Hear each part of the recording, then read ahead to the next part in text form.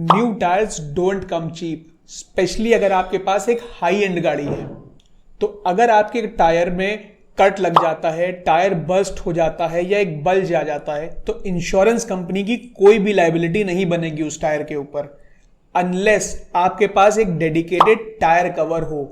इस कवर के बेसिकली दो एडवांटेजेस होते हैं। Number one, cost of replacement of a new tyre. दूसरी चीज, उसमें लगने वाली जो लेबर कॉस्ट होती है कंपनी उसको भी आपको पे करेगी।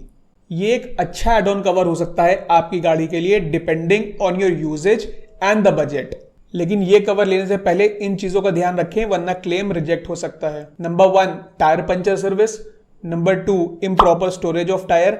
नंबर थ्री, रेसिंग या ड्रिफ्टिंग के केस में। And number four, manufacturing defect के केस में।